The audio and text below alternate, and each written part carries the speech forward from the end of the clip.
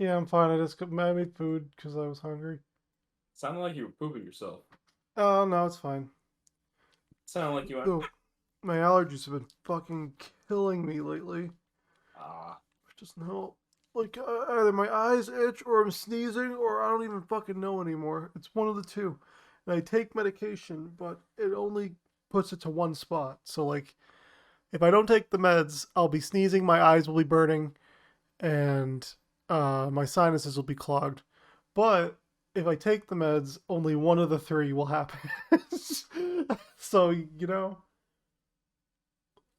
Nice. Well, sounds just gotta like live with it. sounds like you should sounds like take it. Mm-hmm. Oh, and by the way, I made this party Wow. private, so it's only us three. Cool.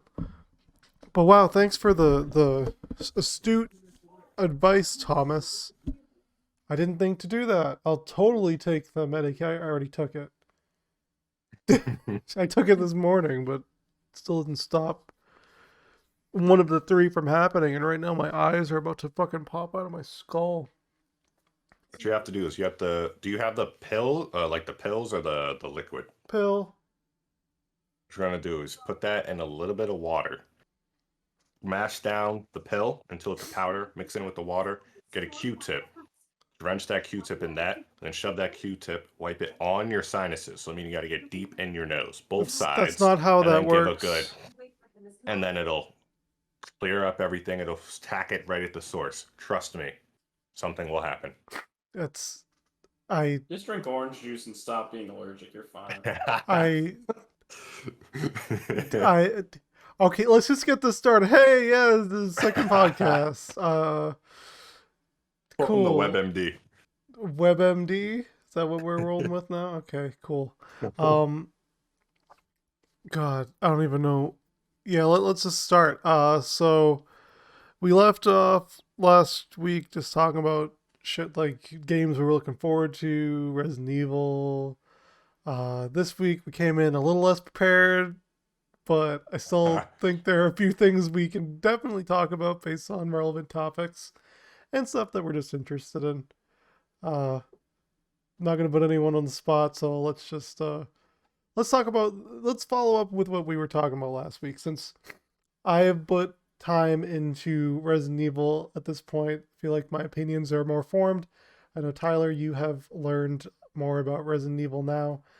Tom, 67 new facts. yes, Tom, I don't know how much you have learned about the game since it has been released. I just wanted to step on me is all. Okay, cool.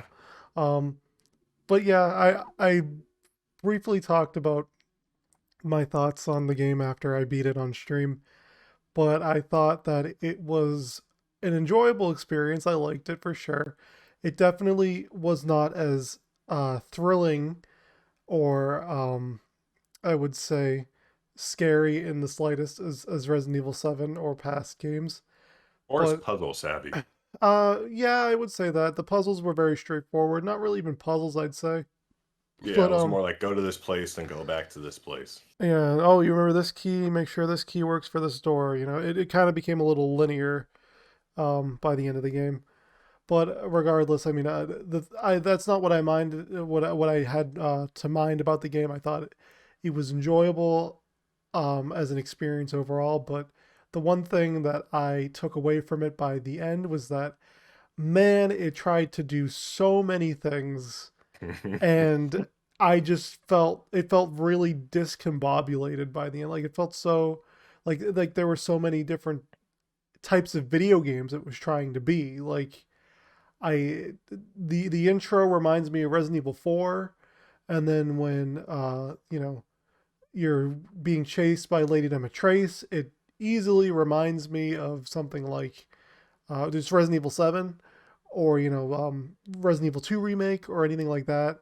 And even walking around that house and finding all the keys and unlocking the doors reminds me of the first Resident Evil. Um, then there were things like the village area reminded me a bit of Resident Evil 4 again. But then there was a segment later on in the game where it pretty much just turns into Call of Duty for like 2 hours.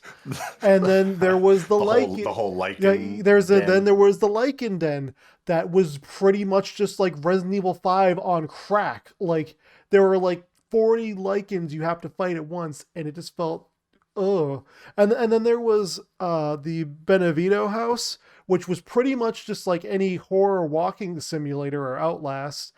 Then there it was like PT, but yeah, it was like PT. you actually see the monster. Yeah. But and then there was a whole segment in a boss fight that was just World of Tanks, and like I just don't know. The game just like jumped and oh yeah, and we even mentioned the factory where they're freaking Nazi robots. Yeah. Like it just felt, Hey, you can't prove there were robots. whatever. But my point is, the game just was trying to do so many different things, that by the end, it definitely felt like I went on a journey, but I didn't feel like I stuck with one motif in order to really have it land and be fully explored. And Like part of it left you with like a taste in your mouth. It's like, okay, this is a taste, but it wasn't anywhere near the taste you were expecting. yes, Like the mystery flavored airhead. Yeah. Like it tastes decent. You just don't know what the taste is. Yeah. I mean, I would say it's more like if you just let me have a bite of every single one of the airheads, but didn't let me savor any one of them. So it was Yeah. like that. It's like I I there were some moments where I was like, man, I really want this to be the full game. Then it just switched to a new thing. And some things work better Right than when you start to get others. used to it and get that good feel, Yeah. you beat it and then you move on. Yeah. And that was, I think, something that hurt the game overall, but in a weird way too. Like it's weird that I'm saying this, but like the game, I I streamed it live for like 10 hours straight, and I didn't think I had it in me, but in retrospect, I would say it's that exact thing that I'm talking about now that had me sitting through that game for 10 hours, because it didn't feel like 10 hours. Like that 10 hours I was playing through that game, with going through all those different styles of the of its gameplay, literally just flew by. And I appreciate that, because like nowadays I feel like I don't have enough time to really sit down and engross myself in an experience like with a game, because they're all really fucking long and they waste your time most of the time these days, like a lot of games do. So like Yeah. I'm sitting there playing one game for weeks, and then I move on to the next and do one game for weeks. And that's why, like, I being able to, not even with a short experience, because it was relatively short, but being able to feel like I could just blast through this game in one full day without feeling fatigued, was definitely refreshing, for sure. That's because the game, like, since it's switched up so many times, like a lot of times it just switched back to like the first person shooter. You didn't really feel like you had that repetitive feel or like, oh crap, I'm doing this again, or I'm still doing this. You got that feeling of, okay, I'm running around shooting. Okay, I just got this new gun. Okay, now there's flying enemies. I'm being chased. Boss fight. Now there's this PT place. Now I'm in this water. Like it changed so much to keep you in that, like you said, it doesn't feel like 10 hours, but Yeah, for it sure. definitely drained time. It was a very action packed 10 hours. Like the game seemed like it kept you on your toes for a full 10 hours. It was like it's Yeah. like another. It's like with this game, like if it didn't have the Resident Evil title, like it almost felt like it didn't have the Resident Evil title itself. Like you could have just taken Resident Evil off and changed the names and looks of all the characters, and it still would have been a good game itself. Yeah. Though, honestly, a lot of the games that it draws inspiration from are other Resident Evil games. So I would say it does feel like a Resident Evil game. It just feels like every single Resident Evil game mashed up into one. Like quite literally every one. Put it together. It's like, do you like tanks? Weave got tanks. You Yeah, like except for that Mr. part. X? We have Vampire Lady. With bobbies. Milkies. But So- like, just like from what I've learned about the game, everything I've learned about the game itself, I feel like what it could have been sounded so much better than the game that was released. Like the game that was released, it was a good game, okay game. I still think Resident Evil 7 did a better job, just like from the uh Resident Evil feel. This one was like a lot more action. It's like, whatever. Didn't really feel like Resident Evil 8 was a Resident Evil game. Whereas Resident Evil 7 you did, but from what Resident Evil 8 was supposed to be, that's the game that I wanted from it. And it sounded so good. And they were just like, no, it's too scary. No, let's dumb it down. No, people don't want to be in here that long. No, this. It's like, why? People wanted this. Like, we didn't want to go through a Lord's Castle, beat it in an hour and a half with one fight, which is hide and seek, and then you're done with that place yeah. forever. Like, you don't need to go back to the house. You don't need to go back, backtrack, nothing. And you can find everything you need just by looking around a little bit. Like, it didn't. But like, some places were just rushed. And it was so much more that it should and could have been. Mm-hmm. I agree. Though, yeah, it could have easily been a 20-hour experience where a lot of the places that we went to were to be more thoroughly explored in their themes and ideas. I would have appreciated that because it would have felt like instead of just dipping into each of these wells, the game was really sticking with it. But I'm sure they have their reasons. Time constraints, global pandemic, whatever. Capcom doesn't want to put that much effort into this entry in the series. I don't know. They think it's too scary. Blah blah blah. My whole point being is like, yeah, well, we got what we got, and what we got was still pretty good. So I'm all right with it. That was another thing. It's like, it's too scary. No shit. It's a Resident Evil game. Like, of course, Resident Evil wasn't the scariest game, but when it first came out, it was advertised as a horror game. Now we know not as much. But when you say the game's too scary, Resident Evil 7 was too scary, that game did phenomenal. And then Resident Evil is, oh, we toned it down. Yeah. For fucking who? Your game did phenomenal, and people were waiting for the next one. And you had people with the big mommy milkers. Yeah. Milkies. I mean, Resident Evil 7 was is actually the highest grossing Resident Evil game to date, and it is, I believe, is Capcom's second highest sales game behind Monster Hunter World now. Woo! So That's a good game. yeah, so I mean, like, it's obvious that the direction that they went in initially with 7 was something to draw people in, that drew people in. And I don't think that the slight shift in gameplay would turn people off from 8 because I think there's been a lot more buzz about 8 or Village in general just because of the marketing around it. I think this game's going to do perfectly fine, but Oh, even yeah, still, of course. even still, like it is a little disheartening to see that they kind of almost gave up on the horror aesthetic a bit because they felt like it wasn't as consumer friendly. But again, I'm not too torn on it because I think the game that we got was still an enjoyable one. Is it my favorite Resident Evil game? No, I wouldn't say it is. But I would say that it's still a good Resident Evil game and it's still a good video game. For sure. It's definitely Would not the you- worst. It's like, 'Cause I was thinking about this yesterday. Do you think the game would have been better if you got to choose which lord you went after? if like you got to do them in any order you wanted to. Yeah. I would have appreciated it, but I really don't think it would have changed my experience overall. I mean, the Well, only it's like, when you got like, Lady D was the first one, and you go through her like whole castle, super easy. Then it's like, okay, maybe you should have saved that for later in the game.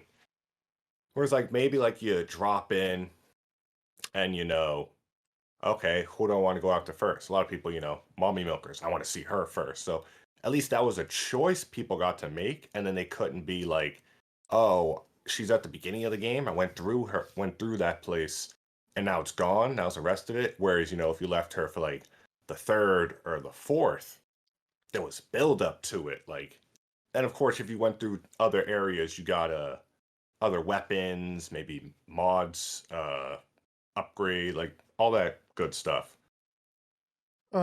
Yeah. Depending on places you went through, you got different stuff. So at least had more of a like an open world choice to an extent. Yeah, I mean, that's I again. I think I would have again appreciated it, but I don't think it's something that would have necessarily made the game any better.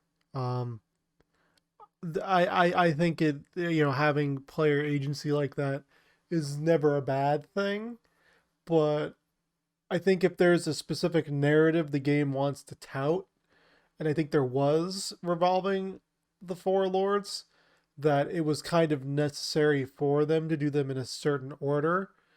Though I think they could have done the order a little more justice than stopping with Lady D at the beginning. Though I see why they wanted Heisenberg at the end, Yeah. and the other two I feel like could have gone either way. Like you just could have had one or the other really early on, and it would have been fine. Like I think if the game wanted to keep its narrative and continue, they should have just threw out the first two lords right away. Then Lady D is Lord number 3, and then Heisenberg is 4, and Well, then it's like at least with Miranda. the girl with the doll, like if like when you were in the house, you fought the doll, and when you stabbed the doll, you killed it, and then when you leave the house and trying to make it back, then you fought the girl. Then that would have made like at least her domain. It would have given her domain a little bit more justice rather than you kill the doll and then she's next to the doll dead. It's like, why? Why not separate that into two? Maybe the girl's like super pissed you killed her doll, or maybe she's relieved because the doll was changing her, but couldn't really stop because she needed you dead. Like something they could have done more with something like that they just Yeah, said to hell with. I will agree. Some of the lords and scenarios are very underutilized, and some of it does feel a little rushed in service of maybe condensing the game or making it less scary, or just not having the time to flesh out the world. Um, but again, I'm not really super torn on what could have been with the game. I'm just cool with what we got because what we got was fun. Tom, you've been very quiet. What are your thoughts on this? Listen, man, I'm in a weird place where I wanted to play the game, but I also don't want to watch it.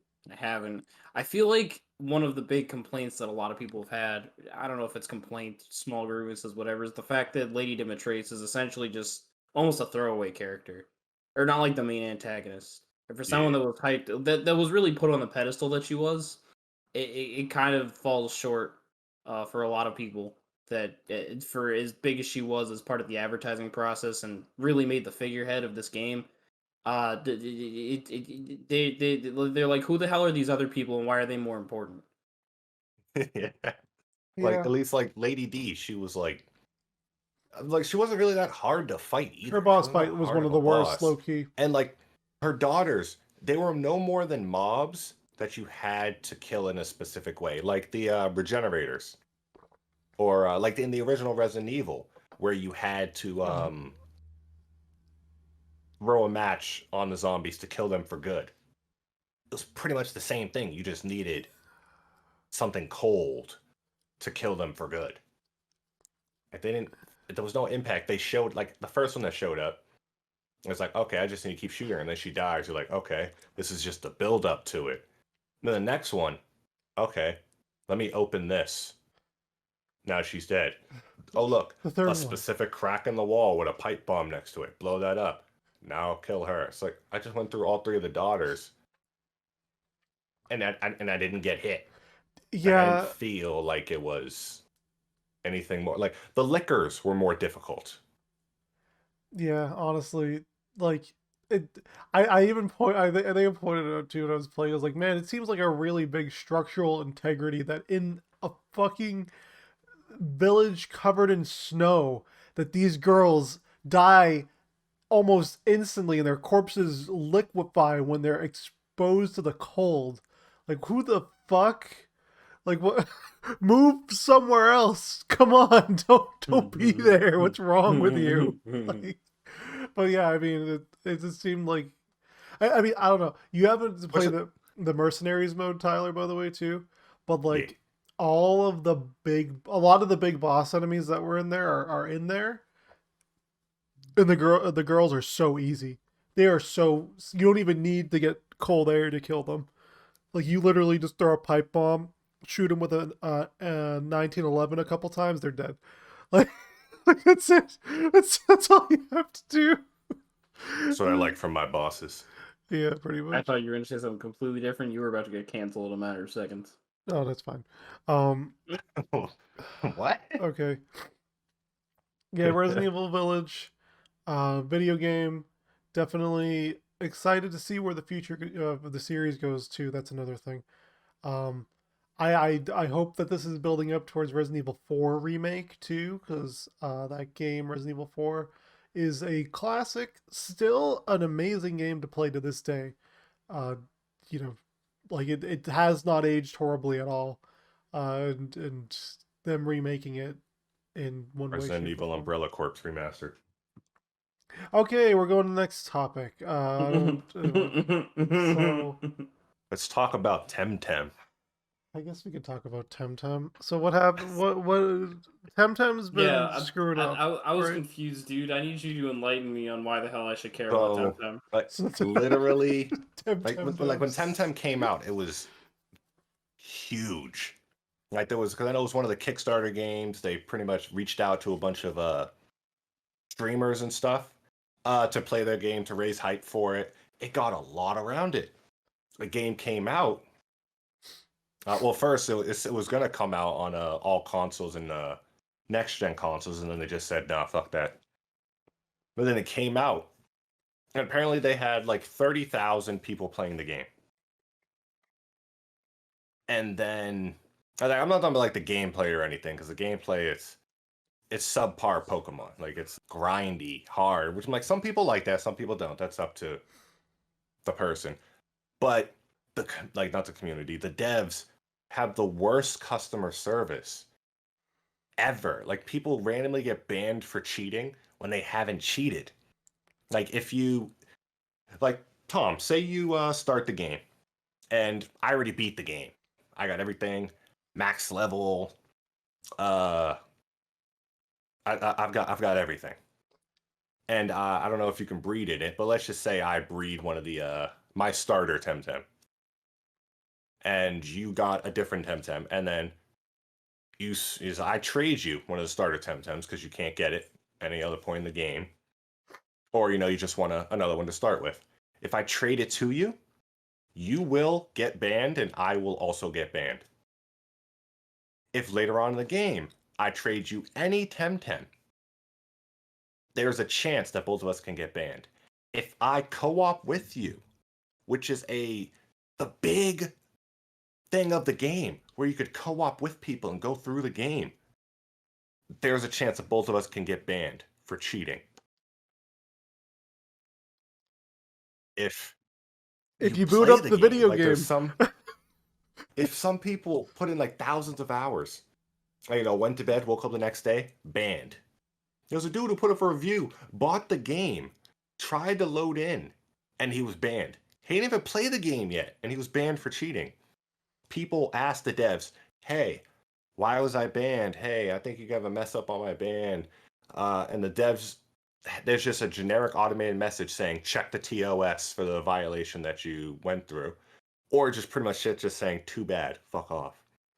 And there's constant people saying it again and again and again and again, banned for cheating and everything. And on the Discord, they'll say, "Hey, so there's some people selling modded Temtems, like how Machamps does all the Pokemon and everything. There's been people doing that in Temtem as well." Okay. That can happen. Fine. But say like there's a, let's just say Earth type Temtem that has been known for people to modding. If I get that Temtem normally in game and trade it to somebody, we'll both get banned for cheating, even though it's a normal Temtem. And unless I have the Discord, I won't know not to trade that Temtem. And they don't do anything to help anyone. They just say, like, if you got it from them, like from the Temtem website, they don't give refunds. So you have to get it through like PlayStation or PC, or not PC, on Steam or whatever.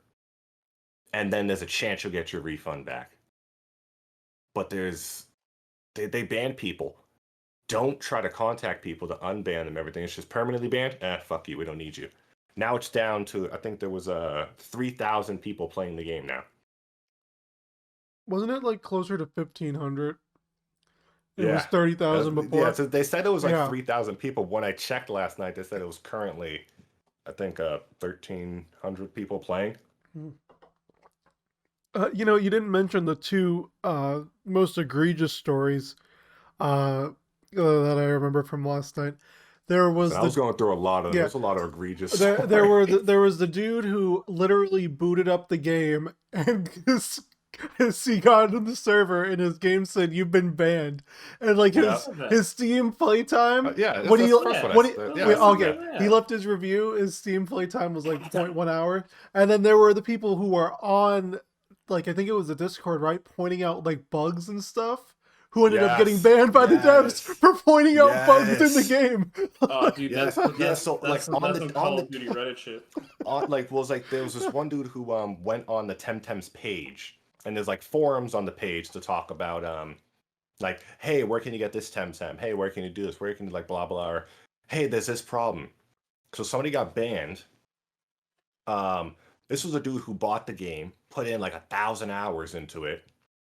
And then he beat it and then bought it for his wife. I think he traded a starter Temtem, and then they both got banned. He went on the forum to find something. A bunch of people complaining. And once it got over 100 plus comments, the devs marked that forum of people trying to find an answer as fixed. Because once the forum's marked as fixed, you can't comment in it anymore. Temtem fans, let's sit down. We're gonna have a little talk. Temtem fans. If there are any Temtem I was going fans through the reviews on this game for like an hour and a half straight. Temtem fans, sit down. We're gonna have a little talk, all right? Y'all were fucked from the start. Y'all were screwed. There was no. First off, Temtem seemed like a really cool idea because it seemed like this was going to be the thing that finally usurps Pokemon and provides competition for Pokemon.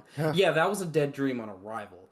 I especially after you play the game, and no. Well, it's like another thing was like the big thing was co-op. You could play alongside your friend. Awesome. Yeah, and then but, like, the whole like difficulty spike. Some people like, some people don't.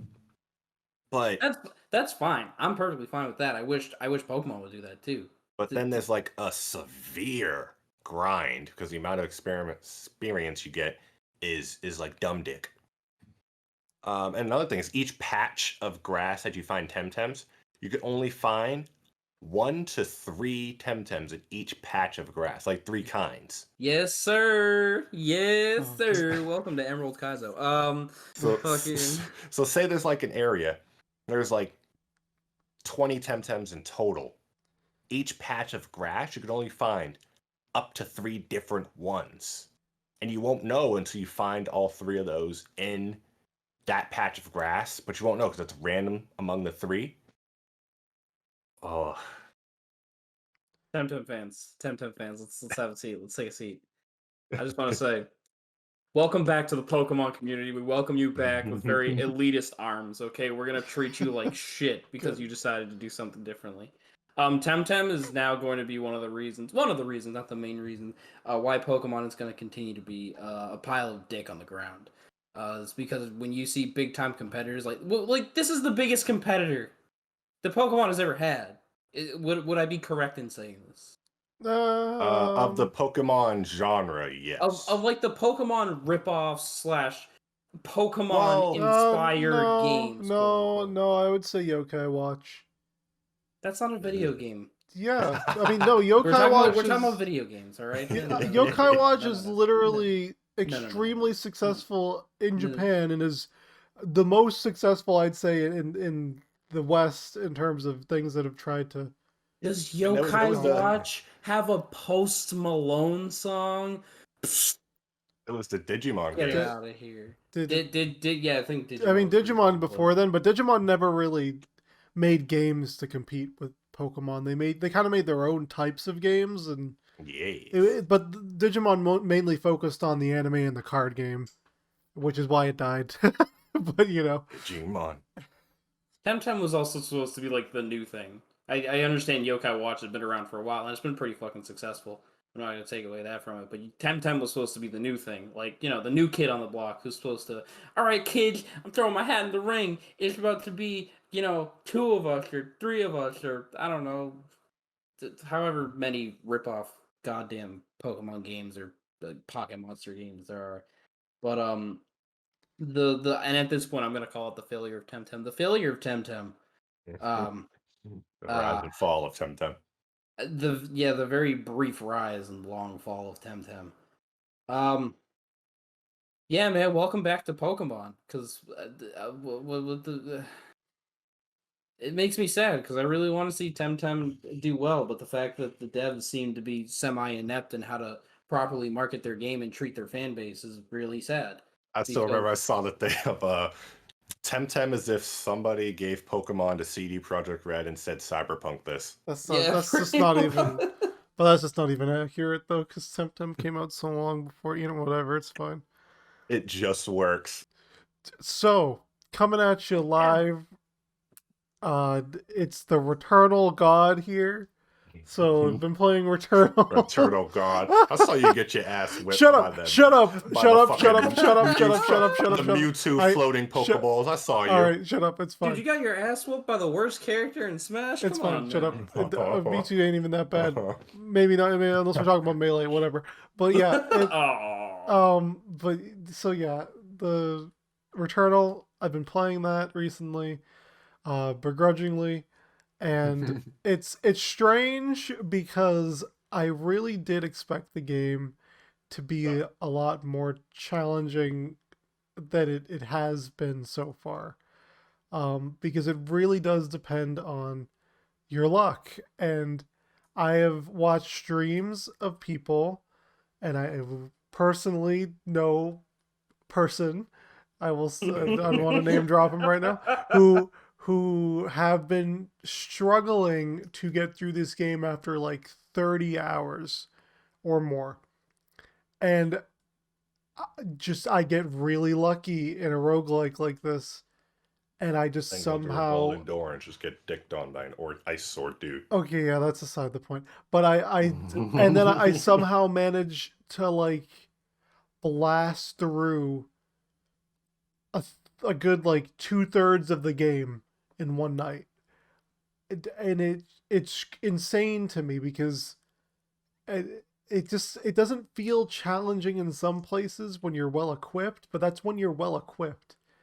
Um, and I don't know, I haven't formed a full assessment of the game yet because I haven't completed it. But I think the biggest takeaway for me so far is that it's a type of game that I enjoy.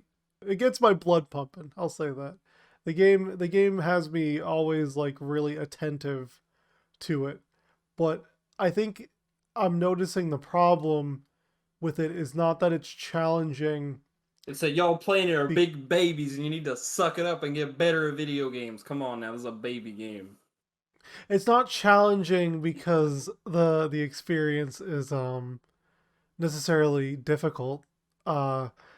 Or that there's a lot of really difficult um you know obstacles that need to be overcome. It's the lack of resources you have against said difficult or moderately difficult things. So like I mean, I don't know. Good example with something like Bloodborne or Dark Souls. We're gonna draw this comparison right now. All right, I know the internet loves this comparison, um, but with things like that, it's that you really do have to pay attention and time your attacks, and things are genuinely challenging because you make one or two mistakes and you're dead. With Returnal, it's more like, hey, I'm trapped in a room with like 80 different things coming at me. And if I have good suit artifacts, good health upgrades, good parasites, a good weapon, all of which is completely random, then you know what? This room really is not that bad. But if I don't have any of those things, this room is an absolute living hell. Um, and then, like, even then, I've noticed the boss fights, none of them are particularly difficult. Like, I don't know, I feel like I've blasted through it. I don't think I've died to a boss since I played the game.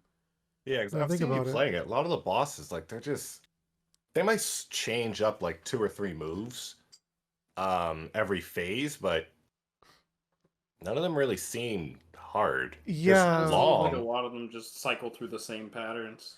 Well, I mean, Yeah, it's like after you see the moves, like okay, that one's an XX, then he dashes and slams. Like there's no real like whereas like the Dark Souls Bloodborne, there's like variations to their moves, or like they do different moves. Like it's not as scripted, Like not as easily the scripted. startup animations for a lot of moves in like Bloodborne and Dark Souls for a lot of bosses will be the same, but it'll be varying follow ups. So you really have to be on your toes with a game like that. Yeah, and it's sometimes yeah. you don't have, the moment to dodge or the moment to hit to like parry or deflect or anything. Whereas like Returnal, most of the time, as long as you got your distance, you got more than enough time. Yeah, it's really easy to telegraph an enemy's movements.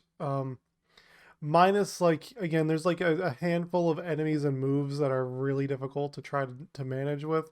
Like I really do hate those melee enemies horribly. Motherfuckers that can just teleport towards you and They then do a teleport dash, toward then you, do a and dash attack and hit you no matter fucking if you what. Oh, don't the dash at the right TKs? time, you're dead. Then there are the I think big it's gorilla dudes who like man. literally, dude. Like if they jump near you and do that shockwave move, if you are in the general vicinity of them, they will do like I don't know, fucking Marth melee grab shit and just punch you from like 10 feet away, and there's nothing you can do about it because your dash cooldown's too long. Like, Dude, imagine getting infinited by Fox on FD, man. mhm. Oh, Ice climbers. and Oh god. and the thing that made me stop playing last night, right? And it's what I realized at the end of my run is like, so you can just randomly lose artifacts as a malfunction. So like on my last run last night, I had one of the best artifacts, which is something called the resinous shield. So if I pick up resin, which is an object that will build toward your max HP bar and also heals you, so you pick it up off the ground, and then you get a little slot fills up, and once you fill up that slot all the way, you get more health, and that more maximum health, and it also makes it so that you regenerate some of that health. Um, and the augment I got was an ability called Resinous Shield, which makes it so that when you pick up any piece of resin, you get a shield against the next attack. So you just don't take damage from an attack right after. That like it is honestly so freaking valuable to have that because you just have a shield, and then there's usually like in a room full of enemies at least minimum like two, maximum like six resins is sitting there. So you could just pick up a resin, take a hit, run to the nearby resin, pick it up, and take another hit. And while you're picking up all these resins, you also get additional health because it builds toward your health bar, and you also get a shield every time you pick it up. So it all works out. Um, yeah, great ability taken away from me, all because I decided to open a chest. Like what the hell, dude? Like why? I don't I don't understand. It's the game just doesn't make sense sometimes. It's way too random for what it for the challenge that it's trying to portray. Like Yes, I it's like like one of those where it doesn't tell you everything. You kind of have to figure out as you go.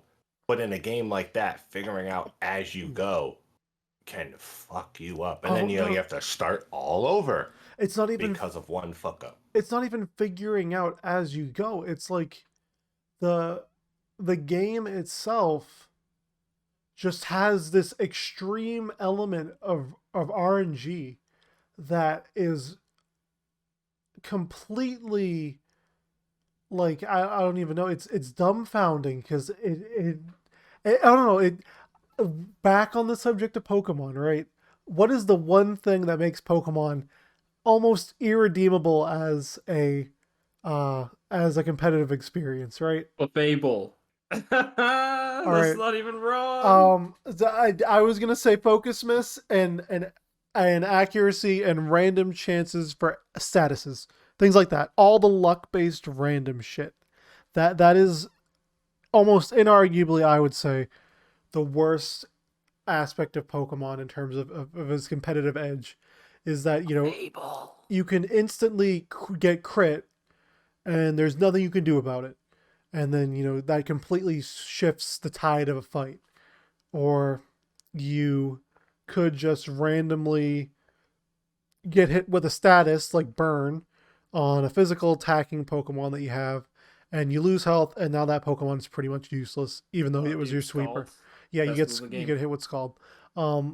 Or you bank on hitting a Focus Blast and it misses, but someone else manages to hit you with a Hydro Pump, something like that. Or Like you miss 7 overheats in a row, which is 7 a overheats. 95% accurate move. I was just gonna say that. Okay, let's not open up old wounds. All right. So like imagine a game where all of those random elements were just the crux of the game. Like Returnal relies on so many random things going right. You have to have the right room layout. Make sure you get the rooms in the right order. Make sure each of the rooms has the weapons you need, the augments you want and need. Make sure that you don't come across X enemy, Y enemy. Make sure that you don't get this random roll of it. Like Make sure you oh, take out this enemy first. I mean, not even this enemy first. It's more like Hoping that enemy doesn't spawn with this specific enemy. I was gonna say yeah. There's that too. Like just like you need to build toward getting buffs, but some buffs just aren't worth it because all of them are randomly generated. So like you could just have a random chance to get a parasite and it's on the ground. It's like, well, that parasite's trash, but it's the only thing in the next 4 rooms full of enemies that are extremely dangerous and could kill me in one shot. Oh, and let's get into this bullshit part too. I'm still mad about this. So I've gauntlet through areas 1 through 3 in one night in about 2.5 hours. I'm feeling myself. I'm happy about it. The game literally pulls story bullshit and kills my character through the plot and then makes me restart in the 4th area all over from the beginning. And that I'm noticing that's making the experience really a lot more difficult than it should be.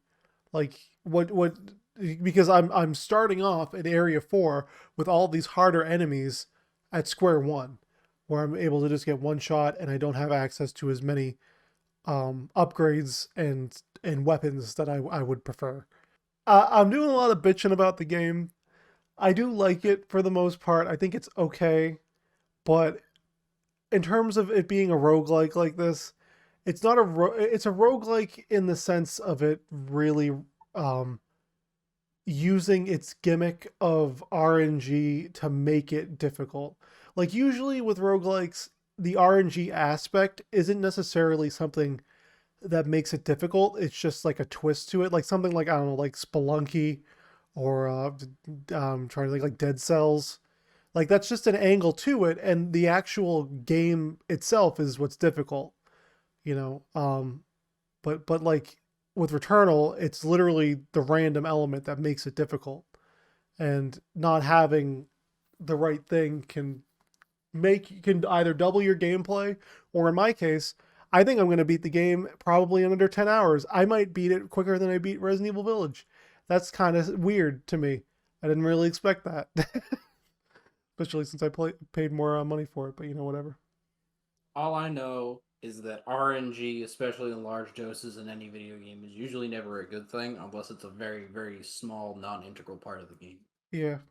And basing most of, if not all of your gameplay around it, really fucking sucks.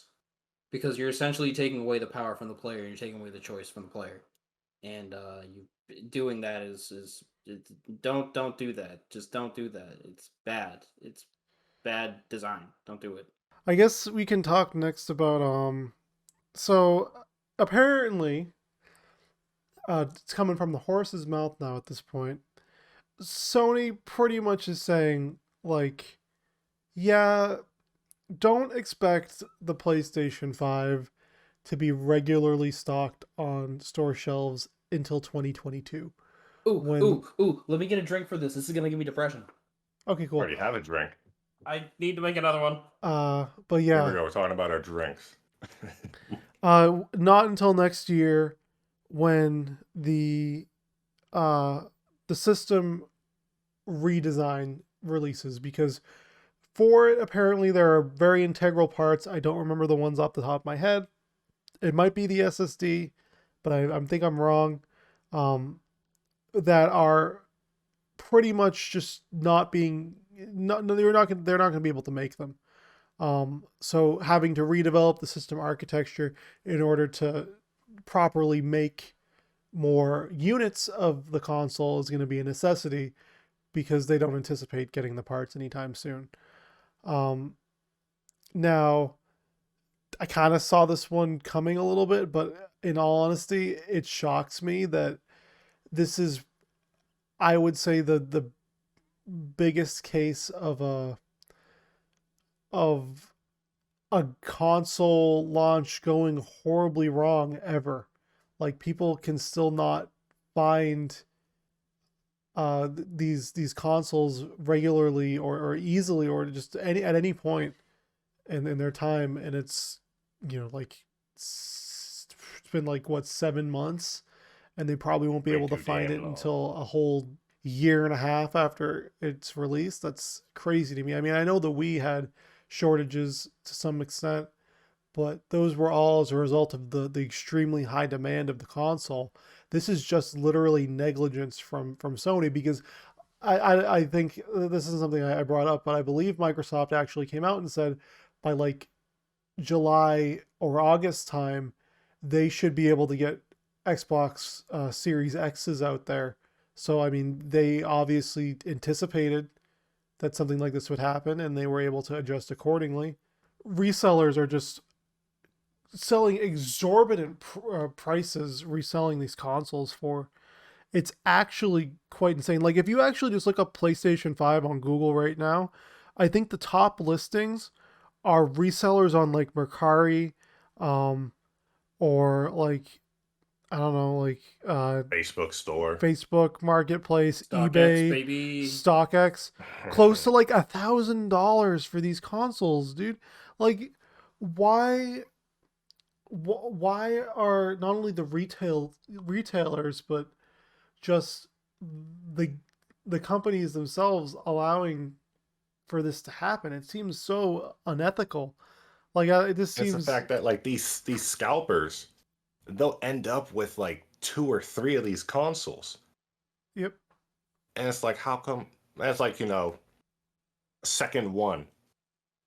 Let's just say Best Buy puts it up on their website. You're there, literally second one, and the second you get on the page, you click it, and it says, "Sorry, we're out of stock," Oh. or it keeps crashing, and then 20 minutes later, they put up saying, "We're finally sold out. Sorry if you missed it." It's like, no, I've been here the whole 20 minutes, and I either couldn't get one. It's already sold out second one because of scalpers, because of like bots that are buying it, because of automation or people adding it to their carts. And sometimes if you add it to your cart, then you can't no one else can buy it because it's in your cart and that's yours for a certain amount of time. And it's like, why don't y'all have a better system for this? It's like, of course, like Sony and Microsoft, they fucked up. But I gotta put it on the retailers who are selling it too, because you know how high of demand this is, and you're making it extra hard. You're not doing anything specifically to get your websites like ready for the wave of shit that's gonna come in. Like it isn't like oh hey, we have PS5s, come grab one if you want. No, there'll be like 5, 6 people, and then we'll have another one for like a day. It's like, no, that's gonna be gone in 10 minutes. I know how many people are on that website crashing, messing up, like shit not happening.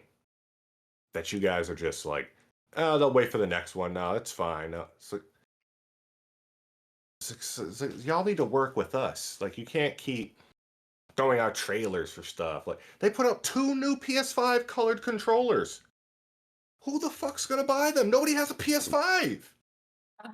Thanks for coming to my Sunday. I deal with this every fucking week. Fucking no, dude. Honestly, the blame goes solely, entirely on Sony and Microsoft. The retailers, as shitty as it is, they don't have a proper rollout process. Sony and Microsoft can kind of dump these large, these large inventories of systems on them, and essentially tell them, "Hey, it's your problem. It's not ours. We don't have to set up any kind of commerce, like any kind of way for you to No do matter commerce." what, they're gonna get paid for it. Exactly. They're going to get paid for each unit sold, whatever fucking percentage, whatever the deal is. And Sony and Microsoft can dump it on them and say, your problem now, not ours, sell our stuff. It's going to sell. It's not a problem. Mhm. Best Buy, fucking Target, fucking GameStop. They just can't keep up with the demand because the demand is like sky high. This is probably the most wanted console at least of our lifetime. At least of Like, our you our knew Ever. you knew like at least the PS5 release was a fuck up because they revealed like, well, no, PS5 didn't fuck that up. I think it was it Best Buy that accidentally released it first, and then every other place had to release it after? It was either Best Buy or Target. One of them started selling it early. So then Sony was like, okay, everybody else starts selling it. So stores had to stay open an extra hour. Like stores that were already closed, they had to go back in to reopen to sell these. And people were there the second it was open. Like it was just fucking ridiculous. Some people like at the GameStop dude was literally outside locking the gate, gets a call and says, "Hey, reopen. We can sell the PS5s. There's going to be a rush of people." Started opening the gate. People were already there. And it's like y'all was like Sony, y'all couldn't just like discipline the people who sold it early and just sell it in the morning. Shit's gonna sell. It doesn't matter when you do it. It's not That's even that's when that, I should dude. have known that. I was like, okay, this is a fuck up. It's like you do it way, way late at night where nobody knew unless you were up at that time. Yeah. It's not even that, dude. It's the fact that Sony and Microsoft have created this huge scarcity for this product, and instead of slowing down production and like not releasing them in these like small amounts every however so often they keep restocking vendors, they're not stopping production to either try and see if they can make it so that it's more widely available, or just do something so that at some point within the near future it's going to be available to everybody. No, they're going to continue to try and push for profit, and that's it. Kind of sucks, but like people aren't voting with their wallet on that. Like I'm not trying to place blame on the consumer because Sony's a bunch of scumbags. But it doesn't help that people are gobbling these things up like goddamn Popeye sandwiches. Yeah. Yet the robots can just get in, grab every single one, and be out. It's like, you don't think it's odd that a single customer bought 4 of them in 10 seconds? Well, I mean, You don't think that's odd? I'm sure when they have VPNs and robots that have individual IP addresses, they can't necessarily tell. Yeah, dude, you can't Yeah. track that shit. Especially, Let me. yeah. So I think this is funny that I'm the one that's listening to you guys talk about this shit because I've been dealing with this for fucking years. I think this shit's hilarious. What? I'm trying to buy shit. Because I buy shoes, Oh, dude. yeah, I have a that's true. sneaker addiction. Yeah. Do you know You're how gonna hard say it is? that? Do you He's know right. how hard it is to He's right. bypass the thousands of bots to get a single pair of Jordans? It's absolutely ridiculous. I have to like fight through. I have to fight through millions of these robot zombies just to possibly climb a moat, just so I can possibly drop a gold fucking penny in a well and pray that I can get a pair of shoes. Like, it's ridiculous, and that's essentially what's going on for everyone right now. So it's weird that I'm seeing this from the outside in. I wish everyone who does not have a PlayStation 5 a very PlayStation 5, and I wish all the scalpers a very die. So from there, I think we'll end it on probably just talking about the next game that has come out or is coming out. Mass Effect Trilogy Man. remastered I've seen some legendary quick edition. snapshots of it. The game looks clean. Like the graphics look. Oh, Updated. the graphics look real nice. Like Crisp. the gameplay looks. The gameplay looks really good. Like Mass Effect 3. Like imagine Mass Effect 3 graphics and gameplay, and like Mass Effect 1. Like you get that same crisp, clean, but even more on top of it, like 2021 style. Yeah, I saw some of the gameplay improvements they made to the original Mass Effect because they only really changed that one. They didn't change 2 at all. And I thought it was appreciated because there were some control things and UI issues and just like hotkeys and everything like that they fixed in the later games. Okay, it makes sense that they did it, but it doesn't really look super different from what it was, or it necessarily doesn't look like it feels a lot different than it did before. Mass Effect 3 really did blow a lot of that gameplay barrier out of the water. Like I would say the most boring part of Mass Effect 1 and 2 was probably the gameplay. Not necessarily saying that the gameplay is bad, it's just it didn't feel as refined or polished. But Mass Effect 3's gameplay was easily the best of the trilogy, and it still remains it. And I don't think they really adjusted the gameplay in the first 2 games to make up for that. Mass Effect 3 just has so many fun things you could do, and it's what made the multiplayer so fantastic was just that the gameplay system worked really well, and all of the classes worked, and you just felt like you were a badass actually playing the game. In Mass Effect 1 and 2, just, I don't know, those games felt a little clunky. Felt like some things worked and some things didn't work as intended, and it doesn't seem like they fixed that. But I mean, I don't know. The overall, I'm happy that people are excited about Mass Effect again. That's nice. Games, they're great games, fantastic video games. It just works. It's like it's possibly the greatest gaming IP of all time. Andromeda. Yeah, I was about to say, yeah. I don't know, dog. The first 3 Mass Effects was definitely one of the greatest trilogies All right. of games All ever. right, Ever all be right, out there. all right, all right, all right. Okay, I'm gonna say this: Mass Effect 2 is. I won't say there are perfect video games, except for Xenoblade Chronicles. But Mass Effect 2 is a. Xenoblade Chronicles 2. I'm just talking about the first one. Anyway, Her family stuff. okay. But Mass Effect 2 is a near perfect video game. That game is such a roller coaster from start to finish, and it has such a unique spin and angle to it, even from its beginning portion, that I appreciate. And I don't think any game has replicated what that game has done. Mass Effect 1 is a pretty neat proof of concept, but it's honestly very dull, and the game itself just really wasn't refined necessarily. I think what it was a good way to build up upon what Mass Effect 2 was going to do. And then Mass Effect 3 Mass Effect 3? Mass Effect 3. How do I even put this? It was kind of a mess in my opinion. I love the game as multiplayer to death. Love it to death. The DLC, honestly, was some of the best DLC of any video game period, and in the single player stuff. With like like Javik for example, That's my boy. amazing party member, made replaying that game such a treat.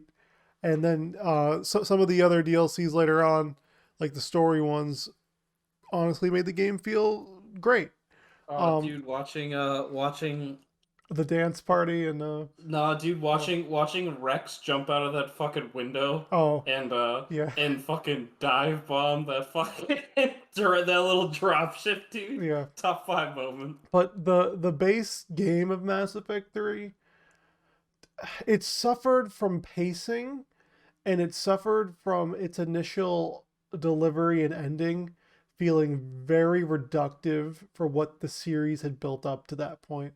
I think a lot of people were left a bit fractured and a little heartbroken because Mass Effect 2 had so many nuances and options in your choices that by the end of the game, all of those decisions you made really culminated into making a unique player experience. Uh, some people made it out of the suicide mission in Mass Effect 2 without losing a single party member. Some people lost a couple. Some people lost everyone. Some people would even fail it, and Shepard would die. Stuff like that.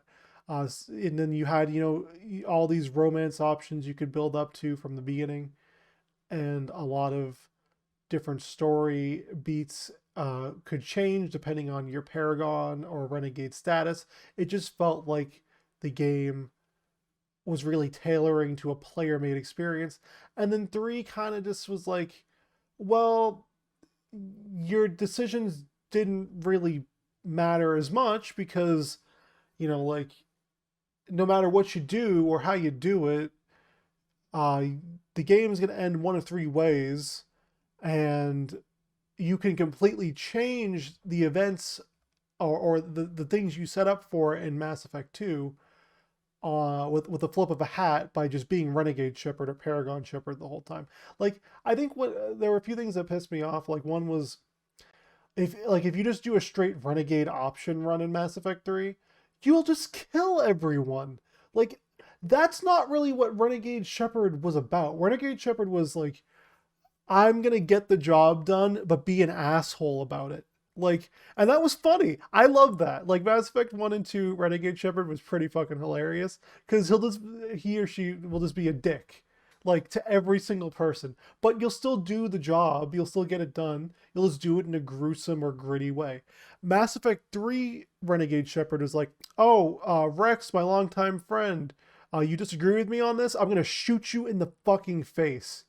Oh well, And then walk away. yeah. I don't Oh know, well, dude. What's Caden, more Ashley, asshole you're than gonna die. that? That sounds pretty asshole But what to I mean me, though is like right? it completely ignores all of the character relationships and experiences you've built upon with your crew up until that point when you just pick a renegade option and it turns all those hours you spent forming bonds with these characters in either a romantic or non-romantic way, and then quite literally just capping them in the head because the game was like, well, bad Shepard, bad. It just felt like really ridiculous to me. And then I It think felt more or less like good and evil rather than a renegade and yeah, not renegade. Renegade in Paragon, but Yeah. like what on top of that too, the game hit the reset button with a lot of shit too, like the fact that like you had a lot of characters that were brand new that had no impact or carry over from before, or that some characters were barely even explored or mentioned until like maybe the end, and then I think the biggest thing is probably that Mass Effect 3 suffered by just like the big bulk of that game. You're not doing anything. Like Yeah. it has like the one of the I'll admit it has one of the most exciting intro portions of any video game. Like you get on, and the whole marketing behind it was pretty genius too. It's like, okay, you got to save Earth. Like they really wanted to appeal to the normies. They're like, oh, you got to save Earth from the Reapers. Like even if you don't know what the Reapers are, okay, it's oh, you got to save Earth. Earth's Just the under way that attack. they show up, Yeah. it's like, oh damn, So- shit's happening. So it starts All right, off. It's a listen. big action movie thing. The Reapers are coming down. Great. You got the music going Yeah, on too. Oh, 20 hours listen. later, Shepard's looking for some dude's dog on the Citadel, even though the entire universe is about to come to an end. Listen, It's fuck great. that. All right, fuck that talk. Listen. All right. I didn't say Mass Effect 1 and 3 were the greatest games of all time. I said in terms of a 3 games, well, I said it was one of the greatest gaming IPs of all time. I stand behind that. And listen, I am the only person that thinks that y'all smoke in that booth if you can name me 10 other gaming franchises in the last decade or two that are better. I would say it's a fantastic series. Yeah. I don't know, man. You smoking that hater pack right now. You want some booth. I'm giving some tough I mean, we love, could also dude. talk shit about Kingdom Hearts, but Yeah. we love that game. Fuck Kingdom Hearts. That's just a booty. We're not talking about Kingdom Hearts 3, okay? Not Listen, serious booty. I'm giving some tough love to Mass Effect right now. That's all I'm saying.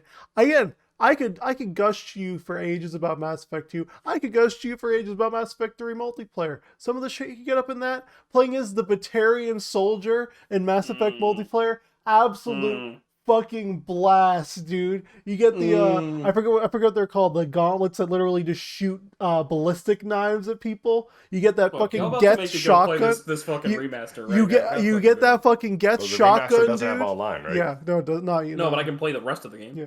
You get the Geth shotgun, or you play Vanguard, right? Batarian Vanguard. You just Vanguard rush people. You do the fucking biotic slam into people. You get those combos off. Oh, it's so great. It's so Man, great. dude. The B boys were really where it's at, dude. The B-boys were The where B it's at. boys. I mean, shit, Beaver Team. yeah. I mean, playing B-boy as team. the Asari adept, like that was a lot of fun too, dude. Or even like I don't know, like just trying to think of other I mean there's Edie Bot, you could play as Edie Bot in that one too. That was pretty hey, good. yo, the free Edie bot though. Yeah, Hold the up, free wait. Edie bot. Hold up, wait. But Edie was clean. yeah, but that like there are so many fun aspects and great aspects about Mass Effect, all 3 games, but I think that I don't know, maybe my opinion will change when I do jump into the trilogy and I play through all games at once. Maybe I'll grow to like and appreciate 1 and 3 a little more than I did before. Or maybe I'll have an opposite experience and by the end I'll just feel like I felt before. But regardless, again, I love Mass Effect anyway. I'm a big nerd over the series overall. I've read Mass Effect books for fucking for fuck's sake, dude. Like I've literally picked up books on the Mass Effect series on characters that had nothing to do with the main games and extended lore, and I've read through that shit in high school.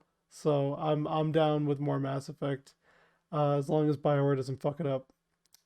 All I'm saying is, if one of y'all had the gall and the audacity to say the Dead Space series, the Dead Space trilogy, was a better trilogy No, than the Mass Effect trilogy, no, Dead Space 1 is great.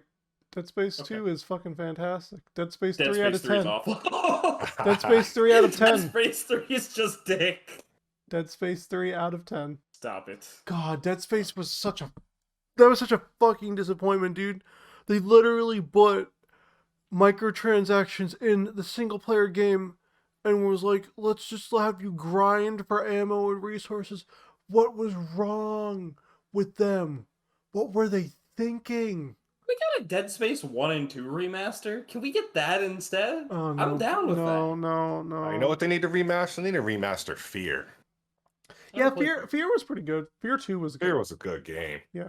Oh god, what was that game? I'm trying to think of what it was called. It was kind of like a Lovecraftian game, like Fear. Oh, dude, I know which one you're talking you about. played Gex as the a- Gecko, right? You played as a dude who like had the Darkness. Oh, they need to remaster the Darkness. Oh, my boy Jackie yeah, Estacado. yeah. They need to remaster No, that game, no, dude. they don't need to remaster that. They need to put out the Darkness 3. Listen, when the Darkness 1 came out, That game came out at the exact time that I needed to read the book of To Kill a Mockingbird. They play that entire movie in that game, and you best believe I sat there and watched the movie in the game, so I didn't have to read the book. You watched the entirety of To Kill a Mockingbird In the darkness. Yep. Yep. And then years later, The Darkness 2 came out. Great game. Well, not great game. I love the game. Let's just say that. It's got its flaws. I'm waiting for The Darkness 3. They left it off on a big cliffhanger. But if they want to remaster it, I'll play that shit. I'll play the hell out that shit. Oh. Yeah. See, next podcast we talk about which gaming franchises we want remasters, remakes, sequels to. Bam, there you go. Let's just do it now. All right, fuck it, let's go. All right, shit. The Darkness. Kingdom Hearts, let's go. No, I want a good video game. I want a good video game in 2021. No. I mean, didn't they already remaster? They're gonna ruin it. Yeah. No, they ported it to PC. They didn't remaster shit. They're gonna ruin it. It's fine. Don't touch Kingdom Hearts, please. I'd love a true to form remake of maybe the first couple Metal Gear Solid games. So that's only if they get Kojima to work on them, which I doubt they're gonna ever do again. So. Y'all remember the SSX games, right? Yes. Hey, SSX Tricky. Oh, dude, Tricky. And I'm gonna be real with you. I think 3 was my favorite, so I need a remake. I need a remake of some SSX game or a new SSX game. I don't know. Yo, that was the only snowboarding game I'd ever play. That for like the longest period of my time, that was the only sports game I played for like years. SSX 3, I probably put thousands of hours into, and it's a fucking single player game, dude. Same with Tricky. So fucking good. And then they put skiing in the game. They put skiing in the game. Why the fuck did you do that? There's nothing less badass than a motherfucker riding down fucking Mount Everest with 2 poles in his hand, hunched over, waiting for a Yeti to do something fierce to his hindquarters. Like, when some pizzas and French fries. Yeah, dude. Like, there's nothing cool about that. Like, I don't want to listen to Pharrell happy while some dude's doing a pizza down a hill. Like, come on, dude.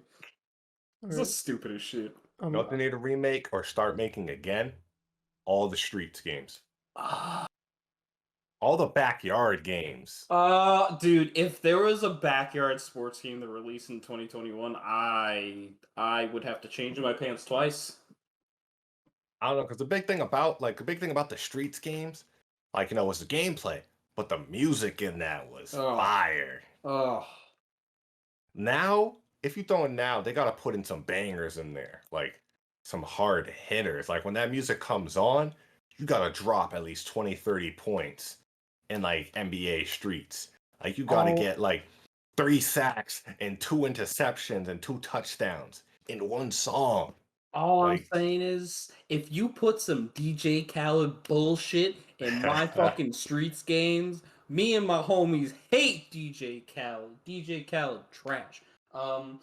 But yeah, dude, they need to bring those fucking games back. Like, also, I know the only reason they stopped making those games, the reason they stopped making like Def Jam, is because all these artists got like so in their head and like just like so in their head of how much they're really worth. It's like, oh, this person got 30,000 to put his music in the game. I'm better than him. Give me 50,000. Oh, this person has 50,000. Give me 75,000. Oh, I had 30,000 at once, but you're giving this dude this because of this. I want this. So it's just, whose dick is bigger, type thing. And they were just like, fuck it, we're not doing it anymore. We're not giving these people a shit ton of money because they want to show whose dick is better, or whose music is better, and all that shit.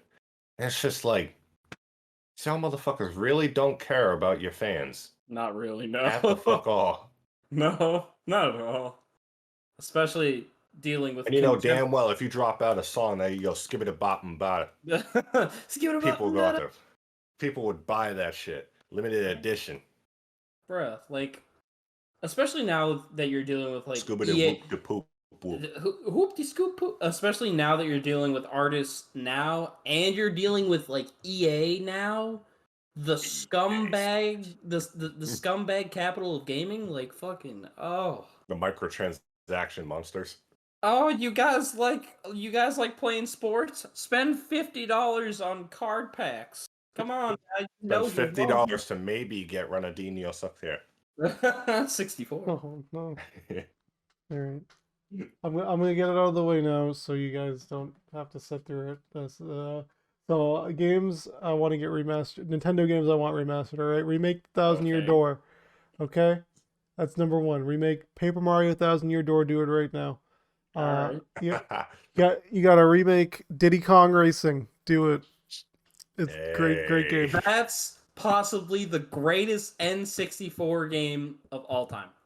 That is no cap coming from my mouth. That is one of the best N64 games. Period. One We of need the it. best. Yeah. One of the best. You gotta remake the original Lion King game, one that was hard as shit.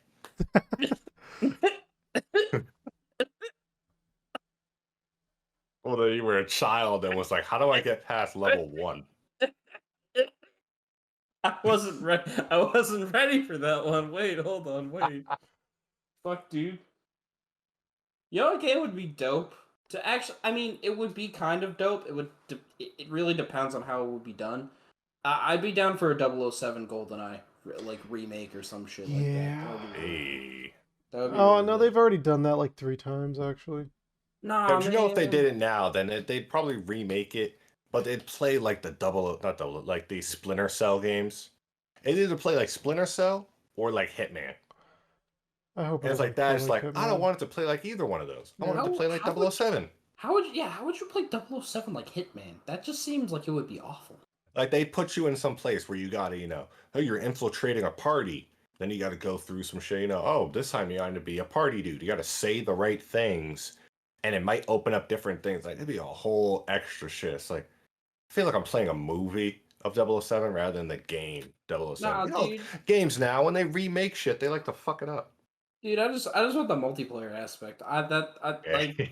That's it. And I know that they did it on Wii. They remade it They on did it Wii. on PS3 Wii, too, Wii, and 360. Yeah, And 360. they were all trash. That's Listen, already a 007 GoldenEye multiplayer only. just can we get a good remaster that like I don't know what it's gonna properly what it's gonna take to make something proper like that, to make something that would live up to the previous hype from a game like that no one even gave a shit about when it came out, but just now one of the most beloved N64 games of all time. Like I don't know what it would take, but please learn what it takes and make it. And I think the biggest one too they need to remake Banjo-Kazooie. Just do it. It needs to happen. They need to. Can we need get to a bring back Banjo the Bird. 3E? No, because they already did that. It was nuts and bolts and it failed. That's so not just a real game. Don't you ever say that ever again. I'll fight you. A remaster of Conquer though? That would be pretty clean. Yeah. That'd be pretty good. I don't know. I'd be cool with the support of the Xbox version too, because that was. Yeah, that too. When was yeah. the last time we even got a port of that? Never. Maybe they can actually put out the Battletoads game that they talked about at least 3 years ago. That's out. You heard what I said. It's out. I mean, Battletoads it's not on everything. Oh yeah, I mean it's on Xbox, but it's out. It's on Xbox and PC. You could probably play it now that you have your laptop. You know what? Actually, now that I think about it, two games I'd love to see remastered. Bulletproof by 50 Cent. Blood on the Sand by 50 Cent. But it's actually on the subject of games that are music based. Brutal Legend. Oh, fantastic game, dude! Just do it. Just remaster the first Brutal Legend. Just port it. I just want to play it again. Just port it. I would love. Yeah, I don't even need a remaster. I just need a port. Just port, remaster, whatever. Bring us more Brutal Legend. That'd be great. God damn it. And I think this is a big one. I mean, I don't know how willing Bethesda would be to do it at this point, but man, just give us Fallout New Vegas. Like, I love Fallout 3 and all, but New Vegas I feel like needs a second chance. That game was it just hit different, you know. It It's just a whole hit like different. Fallout New Vegas definitely had some like quality of life changes. They had a lot of changes, which like, okay, this kind of makes more sense.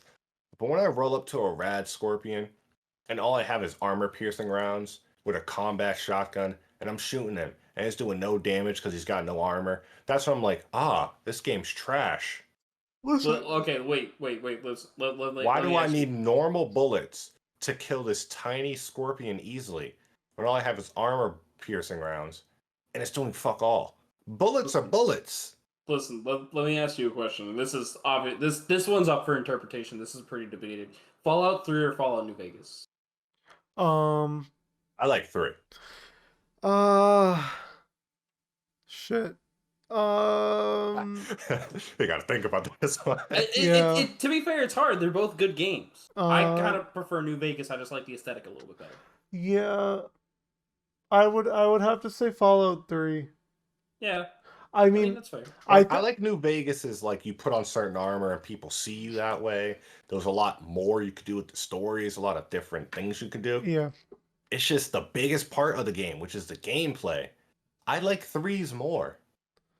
Yeah, I completely get that. I Story in understand New that. Vegas was way better. Yeah, 3, I just like the gameplay because there's a lot of times in the Fallout franchise when you're just doing you. Whereas like sometimes like the story, you could go hours without doing a story mission. You're just exploring. yeah, yeah. I can get Much that. rather do that in 3 than in New Vegas. But if I'm just straight doing story, New Vegas, it's like it teabags Fallout 3. Yeah, I mean a little bit, but no, I get that when a lot of the especially for a lot of people in their first time, a lot of people don't fuck with the story. At least unless that was me, unless that was just me. Because if it was, just let me know. I'm a nerd. No, Um, I was really into the world and the story of New yeah, Vegas. Yeah, it when was great. yeah, when you spend a lot of time exploring, I can understand why if that was the case. If you're basing it solely on that and you prefer 3, I completely understand that. The gameplay in 3 is better, but I just like the aesthetic of New Vegas better, and the story and yeah. Yeah, I mean, I think the big thing that knocks it down for New Vegas for me is like that game. It's really glitchy to like an unfunny degree. Yeah, like Yeah, there's Bethesda glitchy and then there's Fallout New Vegas glitchy. yeah. That Yeah, New Vegas had so many problems that it kind of made the experience a little weird and unpolished, and there was a bit of a charm to it back in the day, but like but it's aged like milk. it was notorious with that game. Really, it Hey, but was. what kind of milk though? I don't think any milk ages well, particularly, Let's just so say I don't know if almond that milk matters. and move on. All right, so but yeah, like I don't know the Fallout 3 was I think is probably lauded rightfully so as probably as the more innovative game, just because it has because as our resident Todd Howard, but it just works. It just works, and New Vegas, it works, which is why I think it over Fallout 3 deserves a remaster or a remake, because I think if given the opportunity to fix the problems that it had, with the glitches, with some of the weird buggy gameplay instances, with some of the mechanics that didn't really work as well as they should have on paper. That game could really outshine Fallout 3 in so many ways. I mean, I don't know. There's just so much about New Vegas that had a ton of personality behind it. In some of its characters and its environments and stuff that you just didn't see in Fallout 3. That and I appreciated it a lot. Like I remember there was that was the game that introduced like super mutants that can turn invisible. That was like a Yeah. really weird thing that I loved. There was like a super mutant that was a cross dresser. Remember that? That was pretty funny. Yeah, yeah, I Yeah, remember that. yeah. Yeah. I My boy girl. yeah, I remember the New Vegas strip that was. I remember there was an entire an entire. Oh, this was New Vegas, right? The vault where everyone was clones of one dude.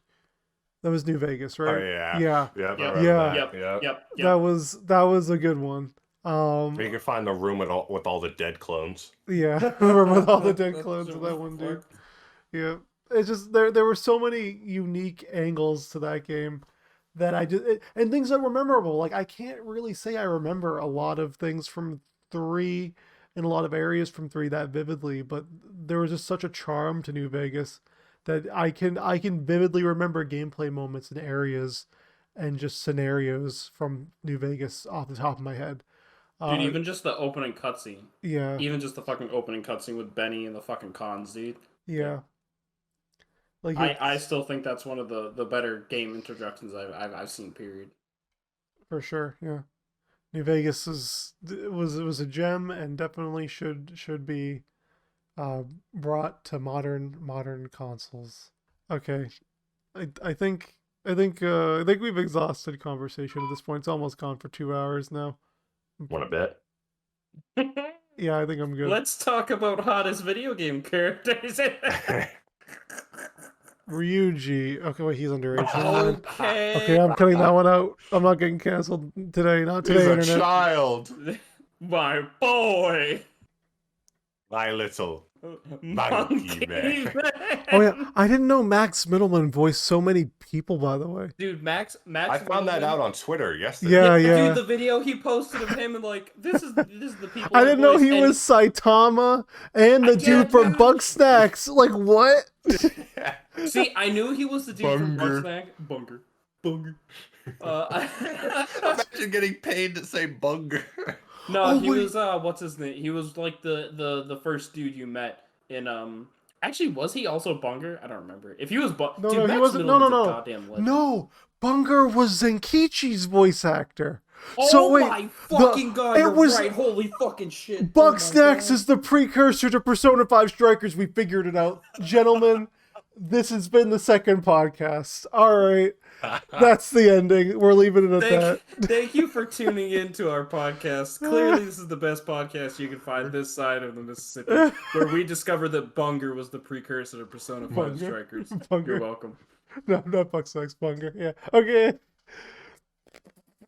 Have we? Bunger? Wait, What? Bunger. Have we also like we still haven't told the people what our names are? Oh.